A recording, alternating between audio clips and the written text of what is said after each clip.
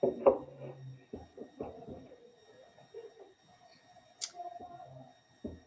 everyone, and welcome to our performance Q&A webinar today. It's really great to have you joining us. Do just put in the chat if there are any issues with streaming. I think it's working, but I could be wrong, so just let me know. Do type in any questions that you have into the chat. We'll do our best to get to all of them. Welcome to our hang on, that is a problem, isn't it? Q&A webinar today. You don't need me to do that twice. It's lovely to hear you twice, Katie. Any issues with streaming? That's my fault, I'm sorry. It'll take issue. Right, I've muted myself now. You type in any questions that you have. Oh dear. We'll do our best to get to all of them. Hang on, that is a problem, isn't it? Will that stop in a moment? Right, I've stopped it. Sorry about that. Sorry about that, everyone. You did not need 3 versions of my voice. I'll start that again. Welcome. Do type in any questions you have into the chat, and we'll do our best to get to them. And you know, any points out there for composers who want to create some kind of overlapping Zoom, YouTube performance. There you go, there's an idea for you. But while questions start coming in, let me introduce our panel today. So Maggie, do you want to kick us off? Just tell us who you are, your role is at Cambridge as well. Yeah, my name's Maggie Faultless. I'm a violinist, but in Cambridge, I'm the Director of Performance at the faculty, which means that I look after everybody who takes performance as part of their university course, as part of the tripos, doing recitals. I'm a historical performance specialist, so I run the Collegium, the early music ensemble there, help to create projects that anybody wants to put on, whether it's an opera, a ceilidh, a jazz performance, anything you like really. Chloe and I, who's in my left-hand corner, but I'm not sure where she is on your screen, look after you. And we also help run the Instrumental Awards scheme, which Katie is the administrator of at the moment, for anybody passionate about chamber music. But there are just so many opportunities in Cambridge for everything. A lot of our the other things Graham looks after, so he'll be able to tell you all about choirs and things. In addition to my role in Cambridge, you might know that I'm also associated with the Royal Academy of Music and the Orchestra of the Age of Enlightenment. So none of us are in a Cambridge bubble, I think it's true to say. Graham, over to you. Also another multifarious career musician. Well, yes, I'm actually a cellist by training, and I still play the cello quite a lot. In fact, I was playing last night. But I'm in this context, I'm director of music at Magdalene, and director of St John's Voices. So that means, as far as Magdalene is concerned, I just look after everything that happens at Magdalene, musically speaking. The big part of that is conducting the choir. So I look after the choral singers there, the organ scholars, to the choir auditions, the choral awards, the organ scholarship, and we take the choir on tour. Above and beyond that, we make sure that the music society is putting on concerts properly and all that kind of thing. So just making sure that things are happening, that there are opportunities for all our students to get involved in music at whatever level they would like to. Thanks, Graham. Chloe. I'm delighted to be here this afternoon. I'm Chloe Davidson, and I'm the Executive Director for the Cambridge University Musical Society, which looks after a host of different ensembles, from the Cambridge University Orchestra, which works solely with professional guest conductors and artists, to the symphony chorus, wind orchestra. We have many ensembles for many different levels of experience. I also I work with Maggie in the faculty on the Collegium, as Maggie mentioned, and the New Music Group.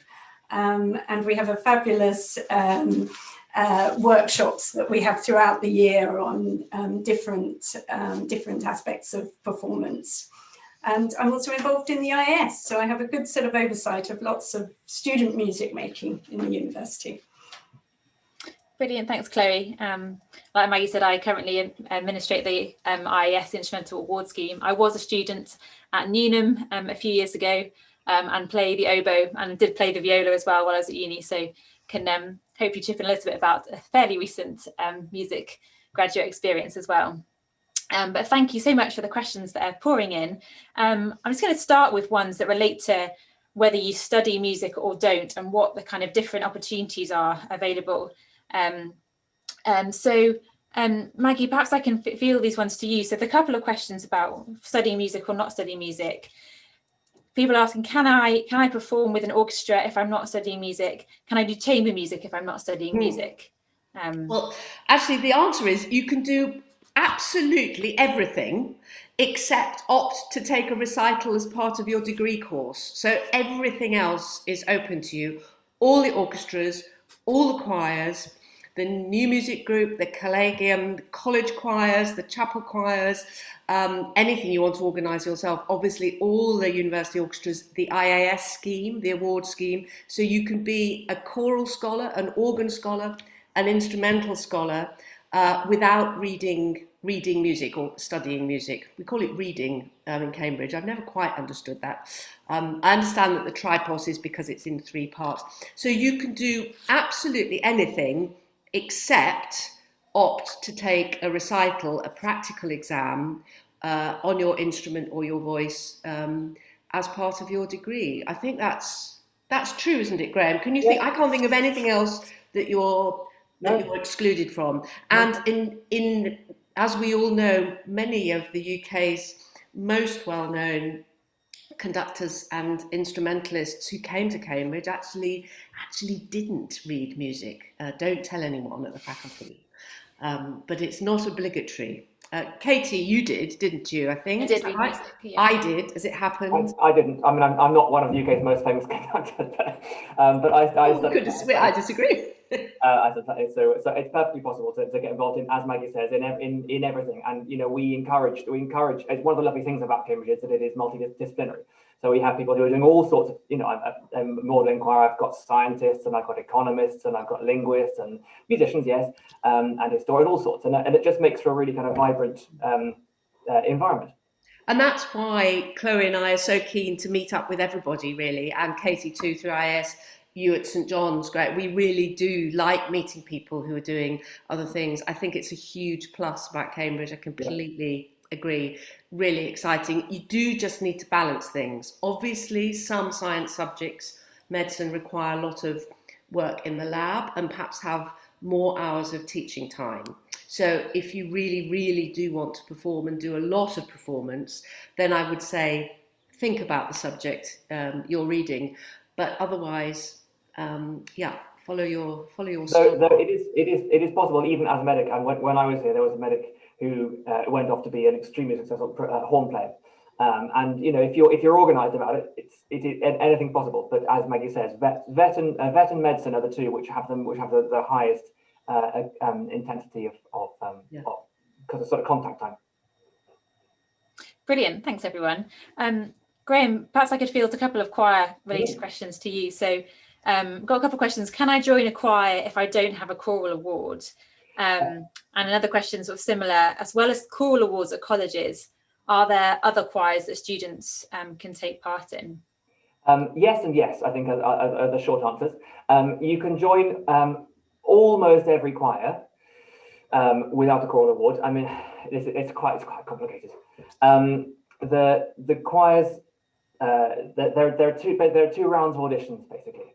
There are the choral award or the intercollegiate among all the colleges centrally organised choral award competition that happens in March. Has already happened, and almost all the colleges take part in that, and it's helpful for us to find singers at that time. But almost no colleges, with the exception of King's and St John's, the men and boys choirs, and Trinity perhaps, fill up their choirs entirely in March. So there's almost always spaces available for students coming in October to audition. So the thing to do in that case is to get in touch with your director of music, or the director of music of the choir that you particularly want to sing with, if you're looking beyond your college walls, and that's also encouraged. we have lots of people from outside colleges singing in our college choirs, and that's a lovely thing because it makes it much less insular. So just get in touch with them and say, have you got any spaces in my particular voice part? I mean, I'm at Magdalene. I don't have no spaces for sopranos, but I have lots for altos. And at St John's, I've got oddly, bizarrely, the first time ever, no spaces for tenors, but several for basses. So these things kind of go in swings and roundabouts. But absolutely get in touch with your director of music and ask where the vacancies are. There is, I think, a centrally administered list of which choirs have vacancies in which voice parts, which Peter Foggett, who should be actually here doing this for me, administers, I think. The other question about non-audition choirs, there are several non-audition choirs in and around the university. I think not every college has one, but they almost all, I imagine they all, in fact, welcome students from outside their colleges. So St John's doesn't have one. So I'm at these two colleges, St John's and Magdalene. St John's doesn't have one, but Magdalene does. So at St John's, our students tend to go and sing with Trinity singers if that's what they want to do. But Magdalene, we welcome people from outside, albeit not in the last year, of course, because of COVID. And it's true to say that there are also project-based choirs. So if you don't feel you've got the time to have a weekly commitment, yeah. There are things like the chamber choir, which do projects with Nicholas Mulroy, a really amazing singer, and other opportunities to sing like that. The Opera Society, if you're into opera, or Gilbert and Sullivan, for example, those are project-based. There's a gospel choir, all sorts of things. Indeed, and there's I mean, if that's a particular of interest, in other words, singing, but not necessarily being part of a chapel choir. If you are part of a chapel choir, then you're immediately in the network, and people are kind of talking about these things. But there is a Facebook group called Singers in Cambridge, where lots of things get put on, and you find someone's got a little consort choir, and they're short of an alto for a concert or for a wedding or something, and that's where those things get put on. So that's a good resource. And there's also the symphony chorus. So if you want to be in a big chorus and maybe develop your technique over the time you're here in choral music, that's a good. And it just has weekly rehearsals, so it's not a big commitment. And then with just a concert at the end of each term.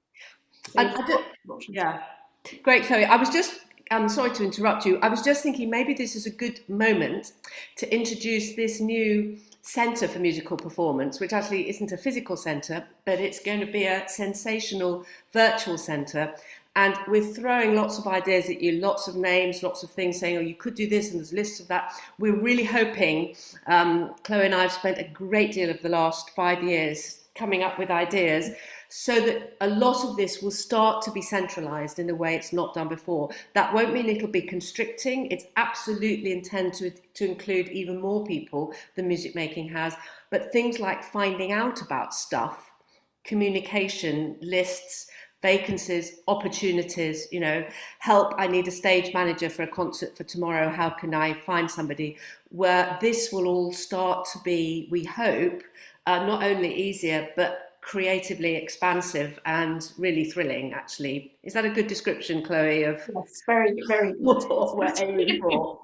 And we're all grinning because actually we're all going to be part of this, and are really looking forward to making things work for you. So actually it's the new student intake in what would be your year that is going to be right at the heart of this, because by then the centre will have been going for a year. So this is your centre, really. Brilliant. Yeah, I'm really excited about that. So let me go back to some instrumental questions. And Chloe, I wonder if you could just talk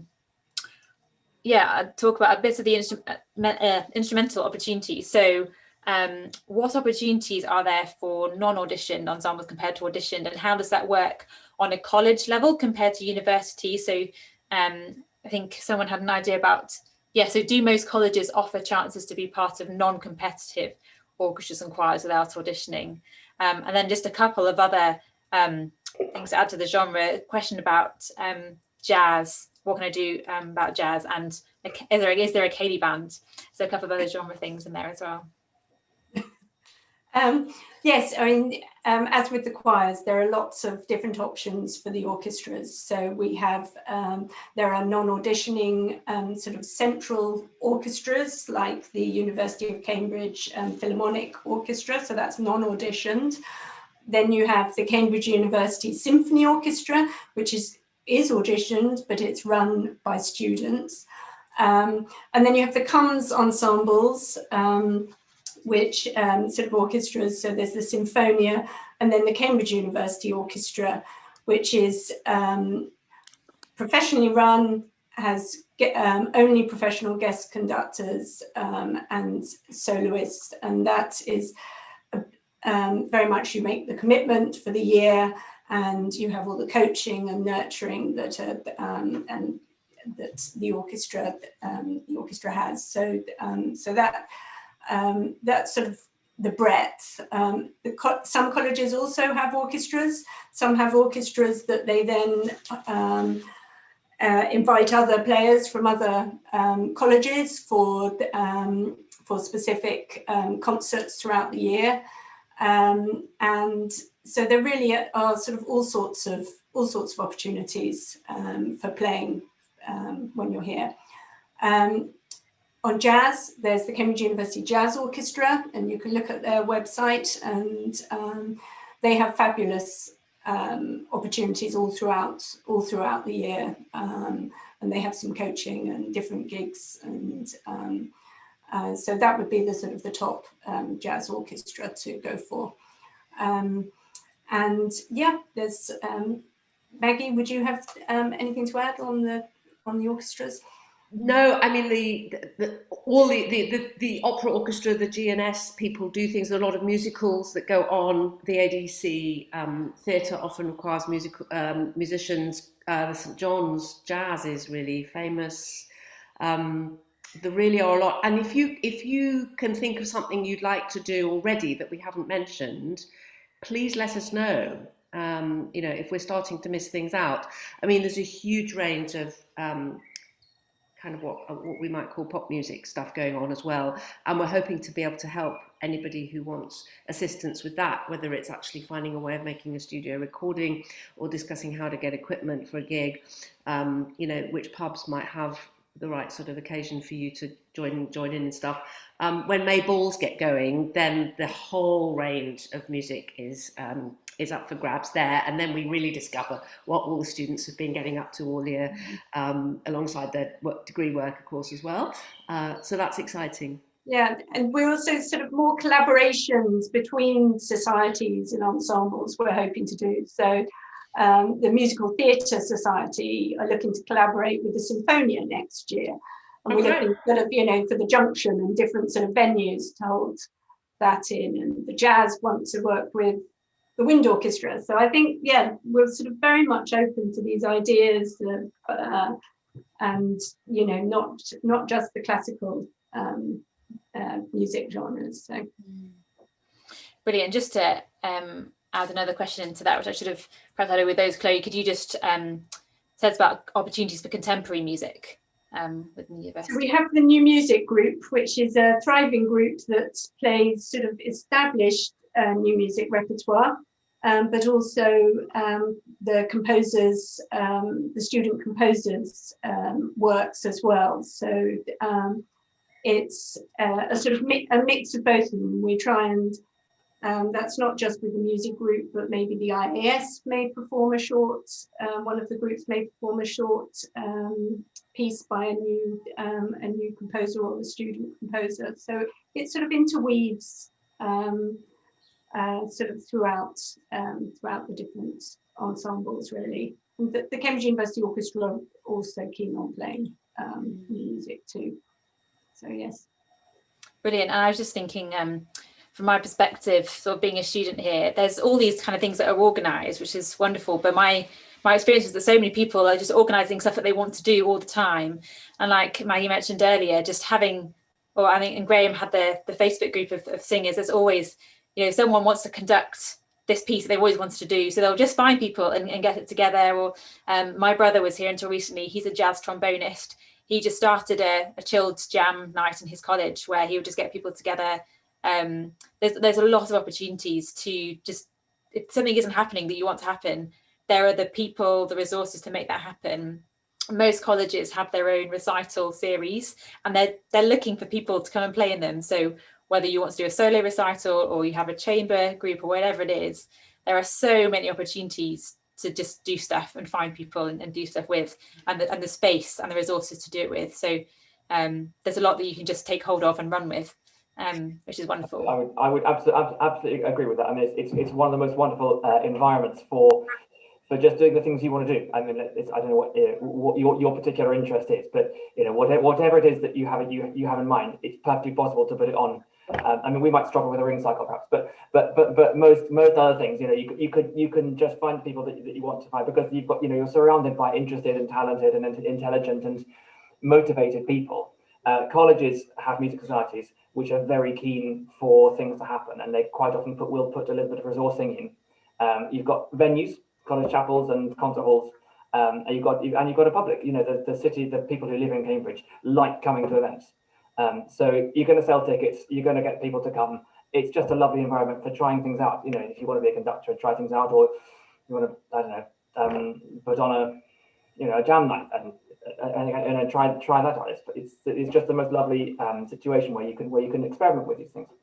Yeah, I think actually, I'm in danger just saying yes, you're right. But I would like, can I reiterate actually to the points that Graham and Kate have made that are really unusual about Cambridge.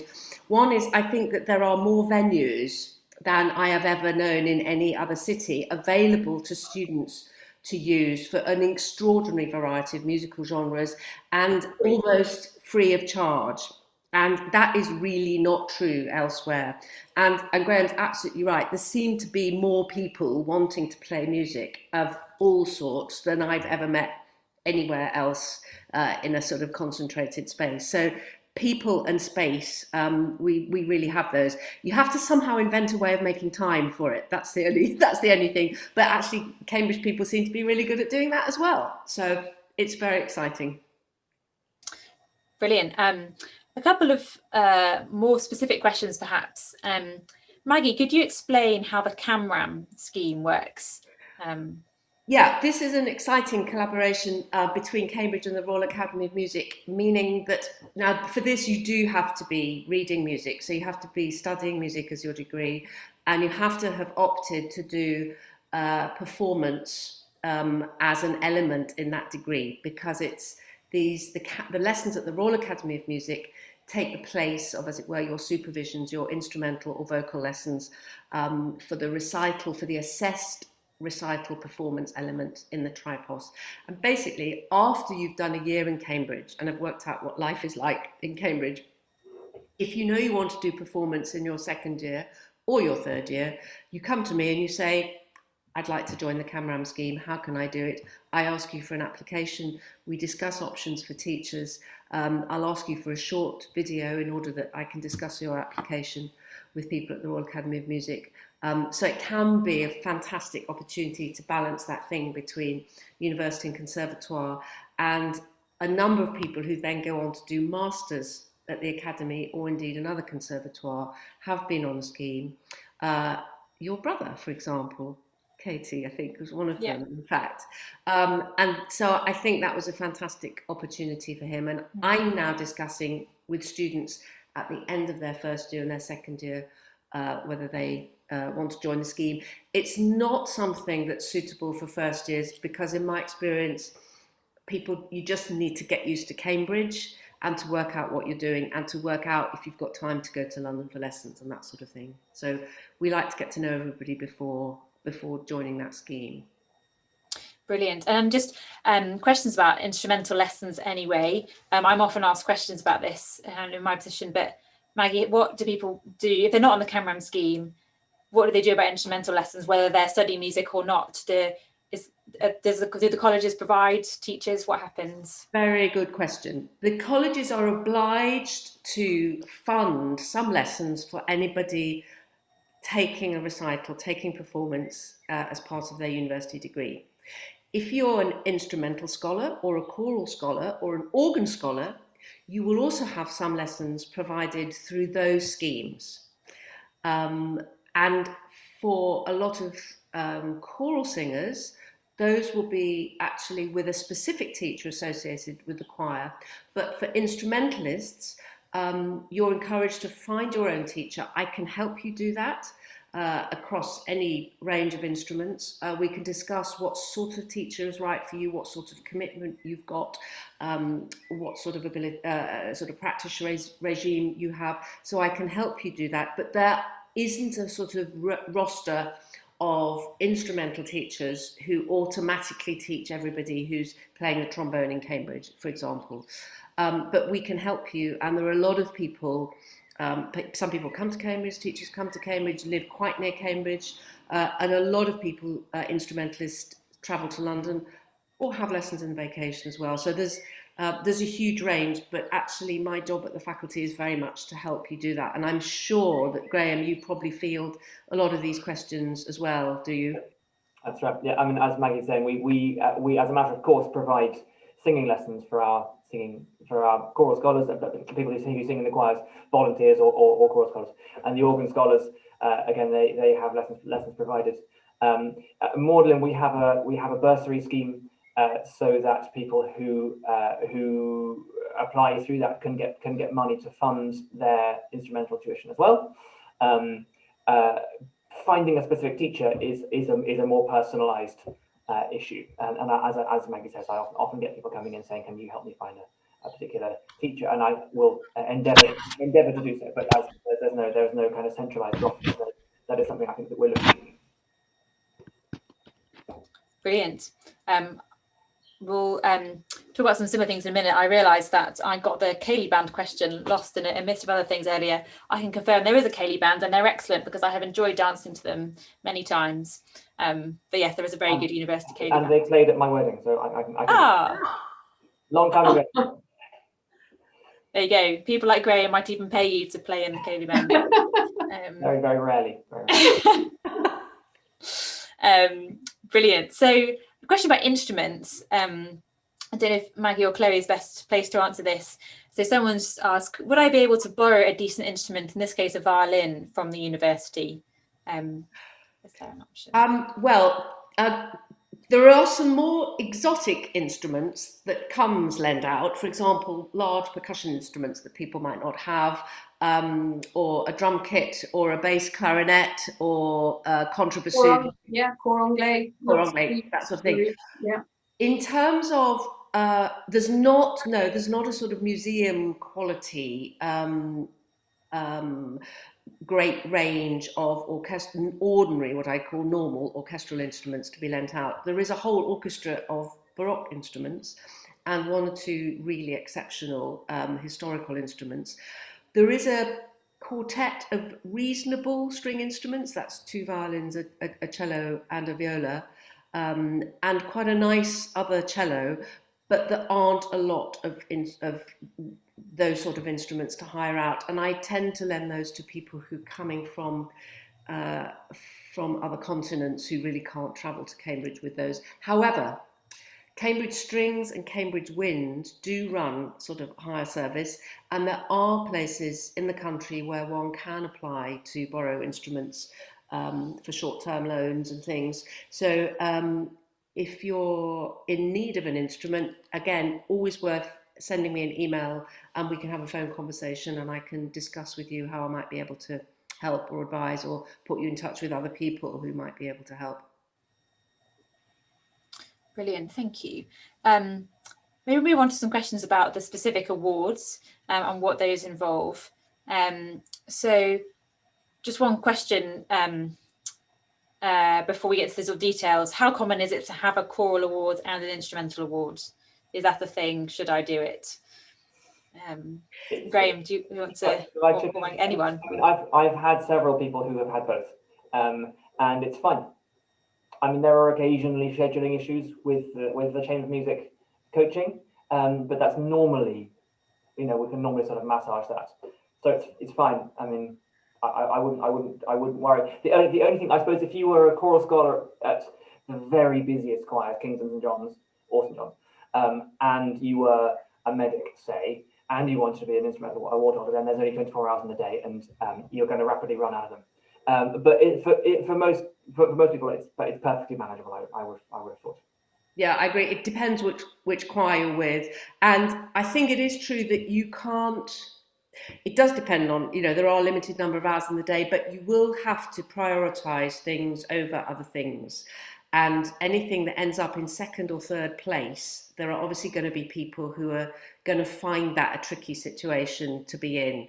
If you've got an extremely famous quartet coming to coach and you phone up the other people in your quartet half an hour before the coaching session, discover that your director of choir, has just put in another rehearsal, and you have to go to the choir rehearsal, it puts you in a very difficult position. So we would always, I think it'd be interesting to have conversations about that.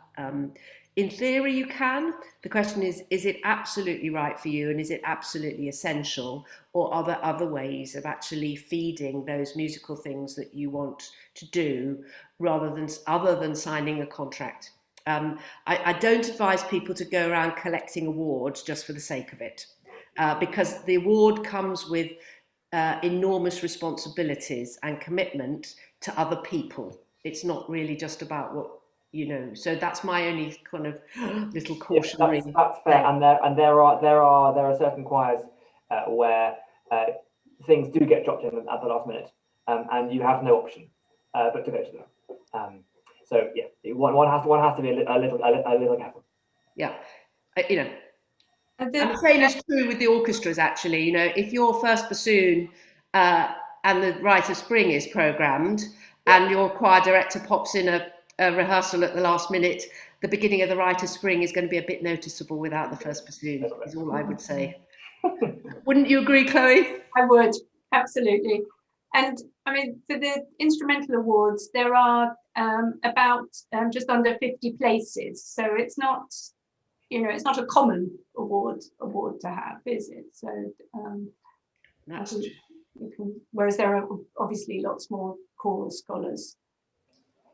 Yeah, and it's worth saying that the instrumental award, it gets a lot of kind of press on the website because it's a specific award, but it doesn't mean that to do chamber music you need to be part of that award scheme. Hopefully you've got the idea by now that there are so many opportunities to just do things without necessarily having an official label on it, and it's like Maggie said, it's about working out what's best for you individually.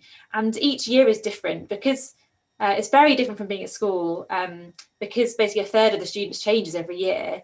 There's a real opportunity to just reassess each year and think, okay, I did that last year, but actually this year I'd quite like to prioritise this.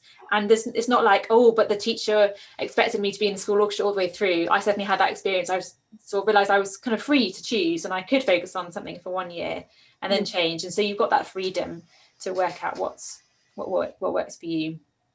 And equally, we do have groups who join in their first year and develop throughout their 3 years as the most wonderful chamber groups, with quintet that have been together for 3 years of just leaving now, and I'm sure they'll be friends for life, really, for the time they've had playing together.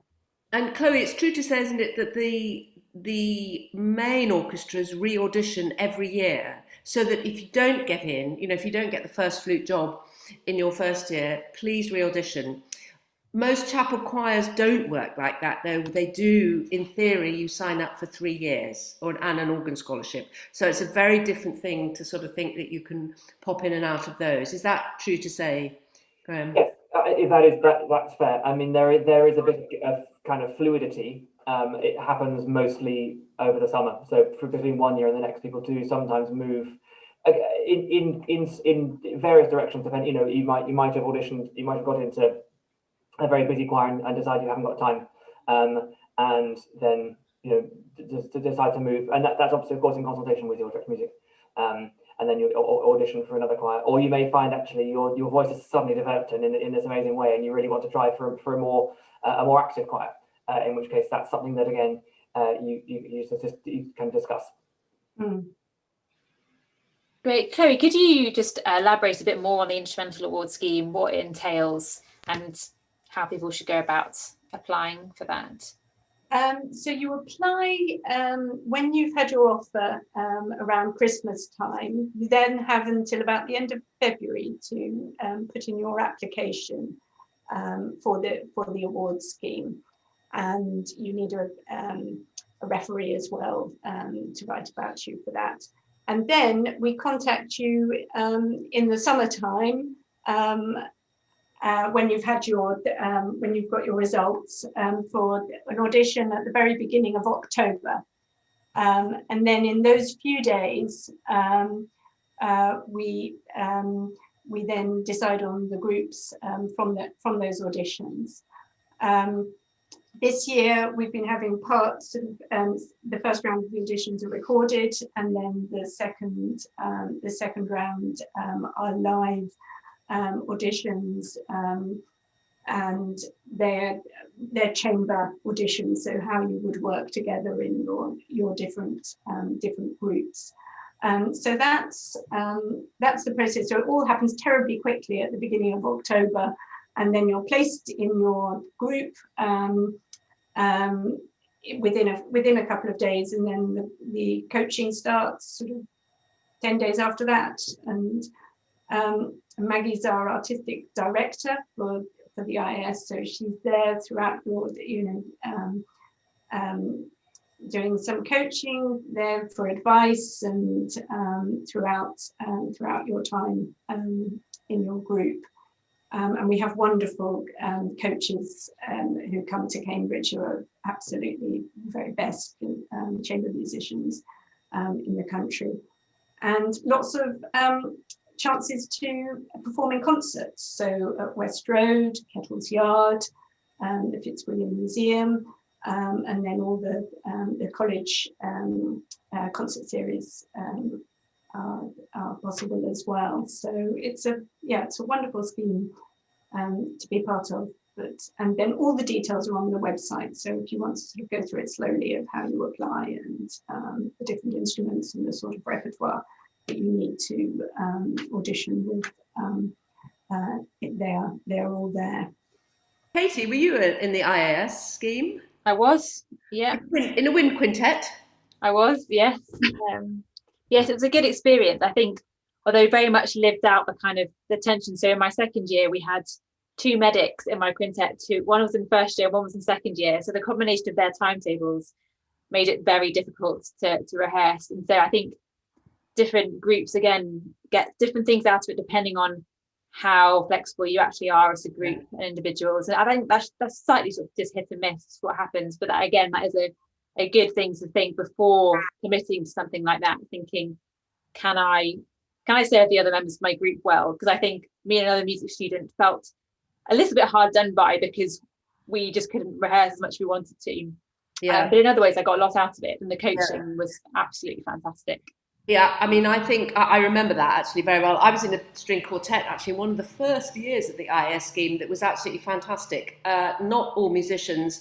The putting together people into the groups is a sort of a fine art, and finessing out. And I think I can remember, Kate, in your case, there were 5 really brilliant people, but the subjects that they all studied weren't quite compatible, and you have to balance that against perhaps putting people that may not be so compatible musically together. But we do our best is all I would say. But that is a great example. I had one of the best musical experiences of my life doing tone music with the quartet, and I'm still in touch with all of them. So it's really exciting.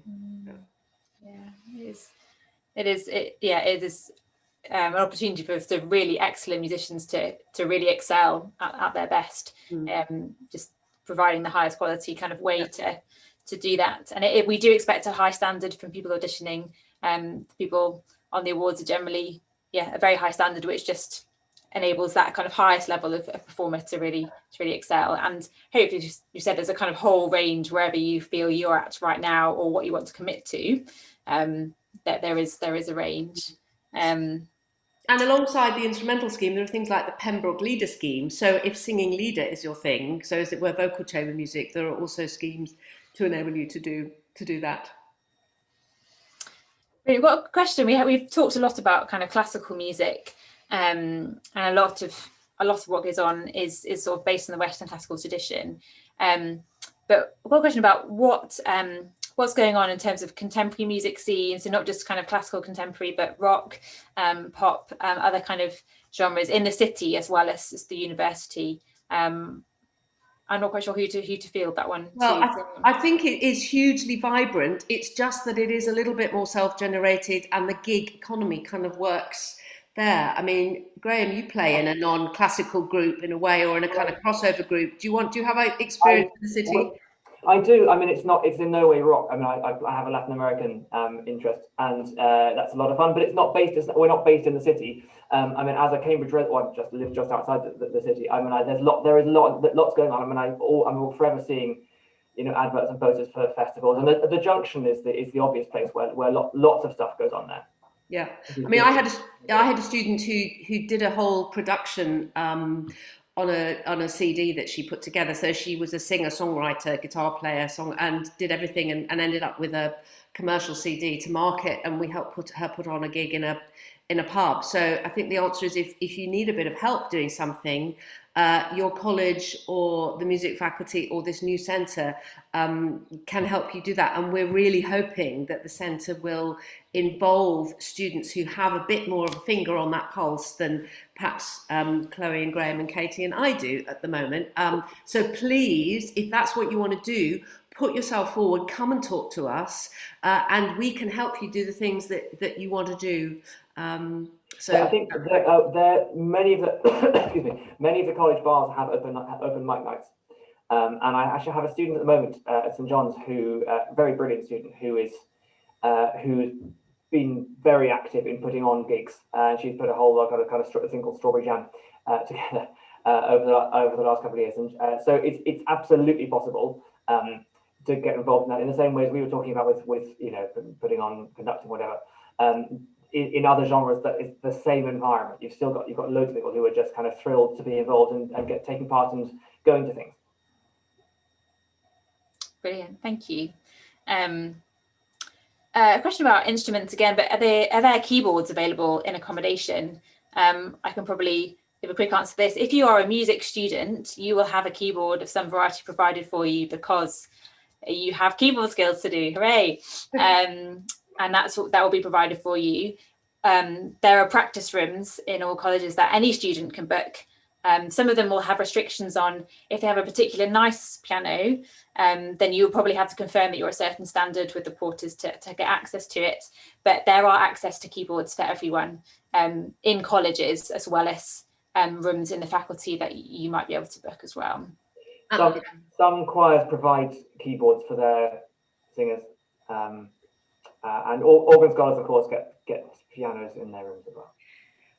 And funnily enough, I've just seen there's just been an email earlier today from Girton asking that very question, asking, who needs a room with a piano in it. And there are plenty of instruments at the faculty. There are synthesizers, there are Steinway pianos, there are harpsichords, chamber organs, clavichord, 19th century piano, and a forte piano. Is that it? I think so. And obviously organs all over the place. No end of organs. Very exciting. Don't think I'll ever have a piano in my bedroom again, but it was very nice while it lasted. Brilliant. A couple more choral questions to field to you, Graham. Yeah, so I don't know if there'll be an answer to this yet, but will the 2022 choral trials be in person or online? Yeah, I saw that one. I don't think anyone knows at this stage. I'm glad to say. We will. The website will be updated as soon as people know. As soon as we know, it'll be made public. Great. And just a question about choral experience sessions. So someone saw that they've already happened, but she missed them. Yeah. Does that matter? She said the only one she's seen is for state school pupils, which presumably she doesn't go into that category. The experience days, I think, have been and gone this year. I think that's right. This is one I wish Peter Foggett, who was meant to be here, and he actually runs all this stuff. So I'm not totally up to speed. I don't think there are any more experience days. I think it happens once a year. However, it's not essential to go on them. I mean, the reason why we do them is to give people who don't have an experience of singing in in the sort of choirs that we as colleges run, which is basically chapel choirs singing in the Anglican tradition, which many children don't have any experience of. And so we give them some experience of what it feels like to do that, and to be part of a Cambridge choir. So it's there as a thing, but it's by no means essential. And you shouldn't feel in any way disadvantaged by not having had a chance to go on one. Lovely, thank you. A couple of sort of questions thinking about sort of busier subjects. So we've got a question about studying natural sciences and doing vet med, where natural sciences sometimes have supervisions in the evening. Questions like, would that prevent me being in a choir? Or if I study something like vet medicine, would I have the free time to join non-competitive music groups? Chloe, would you be able to? Yes, I mean, we do specifically put all our rehearsals in the evening on the basis that there aren't the clashes with academic subjects. But if then somebody has a supervision that can only be in the evening, then of course we give permission for them to not come to that part of the rehearsal, because academic studies always come first. So and we definitely have a lot of natural scientists that perform in the orchestra that has a high commitment in terms of rehearsals, and it's balanced perfectly well, really. Great, Graham. What's your experience of that working with choirs? It's perfectly fine. I mean, lots of Natskis sing in choirs, and it's absolutely fine. I mean, the vast majority of supervisors and directors of studies are very supportive of their students having a life beyond their academic studies, and they will do whatever they can to arrange groups and to arrange supervision pairs and timetabling so that people can do the things that they want to get involved with. Which, if you're going to be involved in a group activity, that's going to happen at a particular time of day, and you can't as a single person move that. So people are very understanding. If you have a choir rehearsal, between 5:15 and 6:30, and then even some finishing 7:15, they will try very hard not to put a supervision at that time. Occasionally, it's not possible, and one has to make one has to make certain allowances for that. But we do our best to encourage students to talk to their supervisors and try to arrange to the mutually convenient time. Some supervisors are just extremely busy, and it is just difficult. But it is not. It's almost. I mean, over the course of the year, I may be out of two. I have two choirs with between them about 55 students, and I maybe lose 3 or 4 students for an hour each during the course of the year. So it's tiny numbers. I think what I would say is that you are in charge of your own timetable in your life, but you're also beholden to certain things to happen in order that you have a good academic experience at Cambridge. And communication is obviously the key to all of this. And I would just advise anybody throughout their lives, if you see a problem, deal with it as soon as you possibly can, because the longer you have to deal with it, the more likely there is that there'll be a solution. Yeah, absolutely right. Yeah, support that wholeheartedly. That's very good advice, Maggie. Very good. Go, extra life advice for free. Brilliant. I think we've answered quite a lot of the questions now. Just so yes, question about accommodation in Girton. You would get a piano in your accommodation room there, and I think in any college, certainly if you're a music student, probably if you're a choral scholar, possibly if you just happen to get lucky and they have more piano rooms that they want to give out. So yes, do ask about these things. Do you contact the administrator for admissions at your college about any specific college questions as well?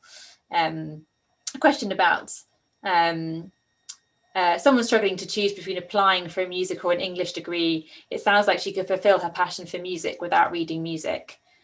Hopefully you've realised that, yeah, it is absolutely. I went on a conservatoire after studying here, and actually I loved being in a master's programme there with people who studied all kinds of degrees. And actually the ones who studied music weren't necessarily better musicians. Sometimes they were, but especially at Cambridge, there are particular things you can do as a music student, but most of the performance stuff is open to anyone and everyone. And actually it creates a very rich performing experience that people's brains work in different ways. People have different interests. It's a very sort of fertile ground for creativity here. Don't know if anyone has anything. Yeah, absolutely. Agree entirely. Let me have a look. I've got a few minutes left, so we'll just a couple more things to ask about theatre. We've mentioned the ADC a little bit, but what opportunities are there for musicians getting involved with theatre? My experience is that music theatre people and theatre people are really keen on people who would be involved to play for stuff, to compose stuff or improvise stuff for theatre, to work with actors in all sorts of capacities. I mean, I think those genres are also really fertile and really thriving. So yes, put yourself Absolutely. forward. Yeah, I've got two students who are hugely involved in music theatre and taking stuff up to the fringe, and they just have I mean, of course, it takes up loads of time, but it's the most fun. I think they have a wonderful time doing. Yeah, they look slightly tired in the morning sometimes, I find. Yeah. Just a question about colleges. So someone's asked, are most instrumental groups university-based or college-based? And I guess a follow-on question from that is, should I think about which college I apply to if I want to do certain musical opportunities? Chloe, you do a lot of the university stuff. Do you have any thoughts about those things? For the university societies, it doesn't matter which college you're at, so it's completely equal, and different colleges do different things, and I would only advise just to look at the different websites, and but yes, don't think that if you go to a certain college you're not going to be able to do all the other everything that is on offer for all of them. So I would say that. Great. I think, like, you might have heard this about sport as well. So most extracurricular activities like musical sports have very high level university-wide setup, a slightly more casual university setup, and a college setup, which tends to be even more casual. And so there's just a sort of range of choices. So you will never be missing out on a very high level thing by being at a certain college. Often as a good musician in college, you might actually be helping to just run things and make it a good environment for people who are less keen on music but really just want to play, and be totally unfussed. And I see, if you're a music student or a better musician, you can just serve others in that way to just help something happening on a college level. And it might be that you take more of a managerial or conductor role in that environment. But again, do check out your particular college's website and see what's going on. Do get in touch with them. Yeah, absolutely. I've seen different students really sort of cultivate areas within their college that needed developing, and that's another sort of aspect. The being on a committee and the managerial experience you get from being part of these ensembles, because whilst a lot of them might have professional support, there are still the student committees which sort of run the meetings and really sort of get involved in the strategy of the ensemble. So that's a great experience to be able to sort of put on your CV when you go when you leave Cambridge. Yeah, definitely. Yeah, and they're what are fashionably called transferable skills, aren't they? So if you want to end up running a publishing company or a merchant bank, actually to have been the president of an orchestra in Cambridge or of the gospel choir could be absolutely invaluable. I mean, just recap, I know we've only got a few minutes, but going back to the question about colleges, obviously there are one or two of the best known chapel choirs where being at that particular college, I would say, could make life easier for you. There are exceptions where there are in St John's choir people singing in St John's, I think, who don't go to St John's College, but they are few and far between. So those are the exceptions, I would say. But again, absolutely, as you've all said, you might want to go to a small college because you feel you could really make a difference, or you might want to be part of a big community and see what happens in a big community. And those are the choices I would make about colleges, about the location, about the architecture. But actually, simply the size of the student cohort, I think, is quite important. So think about that when you're choosing. That might be interesting to do that. Great. A quick question just about kind of standards. Someone asked if they need particular graded exams to apply for certain things. Basically, no. Just if you say what rough standard if you need an audition or something, if you're applying, just say what rough standard you are. We will audition you, we will hear you, and then that, you know, people who are auditioning have enough experience to know what standard you are just by listening from you. So don't worry about trying to cram in that grade 8 or that diploma or whatever it is next year. Unless you want to, but there's no need to for applying for ensembles or awards here. There is some set repertoire for IAS for the first round for the video and then for the chamber music. So maybe that does give you an idea of the standard. Actually, that could be useful. Yeah, and we do recommend distinction grade 8 for the IAS actually as an indication. Yeah. If you had a merit at grade 8, then please, Yeah. get in touch with us. But so we mean the standard rather than the bit of paper. Exactly. Yes. Thank you. That's a really helpful clarification. Great. And just to finish off, perhaps, one final choir question, Graham, if I can fit this one in. How do you recommend choosing a choir or college based on your voice? That's a tricky question. We could have had the whole hour on this question. It's a question of that you've got to have a look and see what colleges and what choirs interest you. How busy do you want to be? Do you want to sing 1 service a week or 7 services a week? Do you want to be touring every vacation, or just once a year? Do you want to be making recordings 3 times a year or once every 3 or 4 years? So the busyness is a really important thing. Do you like to look at the chapel? Do you like the director of music? Because that makes a big difference because there's a kind of personality issue there. And then in terms of your your particular voice quality, I think it's about going to sing to people. I mean, people like in my position, around the university, often receive emails from people saying, can I come and sing to you? I just would like to know if I'm roughly in the right kind of ballpark for your choir. And that's lovely because it gives a chance to have a kind of in-person chat and talk to you about what the choir's like where we are, and advise if it's fantastic, wonderful, or maybe you might think about this other college. So the personal contact is the way forward there. But having a sense of the kind of setup that would interest you and that would work with the academic stuff that you want to be studying, then that will sort of triage things. Brilliant. We're going to wrap up there. Thank you so much for being with us. Thank you to Maggie, Graham and Chloe. I'm aware there's a couple of questions on the chat that I haven't got to, and I'm really sorry. I'm going to put an email address in that you can email those questions to. Do connect with us on social media as well. We'd love to help answer your questions. And there's lots more on the website, including specific people you can contact. But if not, just email this generic performance email address and we'll forward your question to the right person.